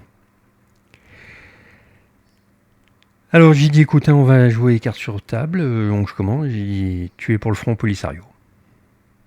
Il me fait, comment tu sais ça ? et tu es rentré en contact avec eux. Mais purée, mais comment t'as deviné, bordel? Laisse tomber, j'ai deviné, c'est tout. Alors je vous précise, au Maroc, mais spécialement à Dakhla, rien que prononcer Front Polisario, vous risquez la tôle, sans procès. Si en plus vous êtes partisan, c'est comme dire pendant la Deuxième Guerre mondiale, en France, à Hitler. Le Front Polisario, ce sont les autochtones qui essaient de récupérer leur territoire. Ils sont parqués dans des camps de réfugiés en Algérie, dont le plus grand est à Tindouf. Ils sont considérés comme des terreaux par leurs envahisseurs. Charlie reprend la parole. Donc tout ça pour vous dire que c'est hyper dangereux d'avoir ce genre de discussion. Il me fait, écoute-moi, la police secrète te suit comme ton ombre et toute la ville ne parle que de toi avec ton catamaran. Moi j'y dis, écoute, j'y dis la vérité aux autorités, s'ils sont parano, j'y peux rien. Il me fait, j'étais dans l'armée sahraoui il y a quelques années. Lors d'un accord, les Marocains ont proposé à tout combattant sahraoui qui rendait les armes d'être gracié. Et j'y fais, mais tu as gardé des contacts avec eux et ton cœur penche pour eux. Il me fait, t'as tout compris. Et il rajoute, il faut que je te dise une chose qui m'empêche de dormir. Je fais, t'inquiète pas, vas-y. Quand j'étais dans l'armée, on en a posé des mines, un peu partout. Si ça se trouve, ton frère... J'y fais, écoute, te torture pas. Le hasard n'existe pas, je vois bien que tu te démènes sincèrement pour m'aider du mieux que tu peux. Le reste, ni toi ni moi, nous pouvions changer ce destin passé. Il me fait, purée, merci, tu me soulages. Bon, voilà ce que je te propose. Un véhicule va t'emmener jusqu'à... Une fois la frontière franchie, un autre véhicule va te prendre en charge dans le désert. Ils vont suivre un itinéraire sans se faire repérer et dépourvu de mine. Tu fais ce que tu as à faire et ils refont le même procédé en sens inverse. Charlie, je les connais pas, je ne maîtrise rien. En plus, la zone est vraiment malsaine. Tu as raison, c'est pour ça que je vais t'accompagner. Je dis, tu vas prendre un gros risque, plus que moi. Il me fait, je n'ai qu'une parole. Je dis, bon, laisse-moi réfléchir jusqu'à demain matin. La nuit fut terrible, je n'ai rien montré à JP et Z, mais ma conscience a joué au yo-yo toute la nuit, dans une ronde incessante. Si ça tourne mal, Charlie va trinquer. JP et Z vont être interrogés, paumés dans ce coin avec le bateau. 1000 questions me taraudent, puis d'un coup, à l'aube, je devine ce qui va se passer. Ma décision est prise, c'est non. Charlie, ma réponse est non. Pourquoi ? Tu m'as dit que les services secrets m'ont à l'œil. Lorsque l'on va quitter le Maroc, ils vont nous laisser passer, mais en informer leur hiérarchie, qui va immédiatement en déduire ce que l'on projette. Vexés qu'on outrepasse leur pouvoir, c'est au retour qu'ils vont nous interdire le droit d'entrer au Maroc. Prétextant que l'on vient de nulle part, car on n'aura pas de tampon mauritanien, puisqu'on serait resté dans le No Man's Land. On va se retrouver coincé dans le No Man's Land, entre le Maroc et la Mauritanie. Il me fait effectivement, c'est un risque. Si ça se produit, on reste quelques jours en Mauritanie, visa, tampon, et on repasse. J'ai avec quelle garantie que ça suffise ? Il me fait aucune. J'écoute, Charlie, je te remercie infiniment de m'avoir épaulé à ce point, mais dans 2 heures, je lève l'ancre. Il me fait, bon, au moins on se sera rencontrés. Oui, une belle rencontre, merci. Dans les bras l'un de l'autre, le temps s'écoule, puis il s'en retourne à sa vie. Salut l'ami. Alors, on est revenu en France, de nouveau. On est arrivé à 17h10, le 8 juillet 2018. Bon, alors je lis, voilà, ce projet est terminé, nous n'avons pas réussi, mais avons bravé la mer, l'océan Atlantique et les militaires. En écrivant ces lignes, j'en profite pour vous remercier du fond du cœur, Z et JP. C'était courageux d'accepter un périple pareil, ce n'est pas votre frère qui est là-bas, et pourtant à bord de dos, vous vous êtes comporté comme tel, un grand merci. Alors, je passe le mois de juillet et d'août avec ma femme et des amis à bord. Bon, et rentre chez moi début septembre 2018. Le commandant de la base de Dakhla m'avait glissé à l'oreille, celui qui voulait me tirer dessus, c'est quand même un truc de fou, que mon seul espoir de parvenir à mes fins était de passer par les scientifiques espagnols de la mission Foch qui sont sur place. Que je vous ai dit que j'ai eu le contact avec Mercedes là. En effet, il n'y a qu'eux qui ont des laissez-passer pour cette zone. Alors, Malinos, voilà ce qu'il m'a dit. Sa proposition était la suivante. devenez membre de l'association Phoque-Moine. Alors, ce qu'on appelle un membre honoris. J'ai le droit, parce que comme mon frère est mort pour les phoques, là, je peux devenir membre honoris de cette association, un membre d'honneur, quoi. Donc, j'ai les mêmes... bon, bref, passer les détails. Donc, mais lui, il le savait. Il me dit, devenez membre de l'association, membre honoris, et faites-vous inviter sur place. J'ai dit, mais il a raison. Alors, sur place, attention, hein, les Espagnols, là, ils sont, comment dire, à la première grotte au sud. Ils ne sont pas à côté de la Jeep. Hein. Il faut encore grimper jusque là-bas à pied. C'est pas eux qui m'emmèneraient jusqu'à la Jeep. Hein. Mais enfin, si je suis à la mission Phoque là-bas, je suis à 3-4 km, quoi. Alors je me dis, mais purée, il a raison. Alors je suis son conseil et je renvoie un mail à mon contact en Espagne, Mercedes. Et là, je lui explique tout. Je dis voilà, j'ai essayé d'y aller. Les Marocains m'ont menacé de me tirer dessus, mais ça s'est bien fini. Le colonel, même lui, là, il me dit passez par les scientifiques, alors je vous demande de l'aide. Devinez ce qui s'est passé. Réponse, silence radio sur toute la ligne. Je laisse passer un mois, je renvoie un mail pour lui demander si elle a bien reçu le premier. Réponse, le même silence obstiné. Depuis, donc j'en ai envoyé en tout 3, depuis strictement aucune nouvelle. Quelle conclusion en tirer? La peur. Personne ne veut se mouiller. J'ai même essayé autre chose. Un membre de la famille de ma femme est un ami intime d'un des ministres du Maroc. Lors d'une soirée, je lui en touche un mot de mon problème. Il me demande d'écrire une lettre. Il va la remettre au ministre personnellement. Il l'a fait. Hein. Devinez la réponse. Rien. Ni oui, ni non, comme d'habitude. Et j'écris dans le livre, si une âme bienveillante a une idée, je l'écouterai volontiers. Maintenant, je crois que vous en savez assez de l'appel à l'aide que j'ai dit dans la vidéo numéro 9. Voilà. Allez, au revoir à tous et toutes, parce que la vidéo est encore assez longue. Et prenez soin de vous.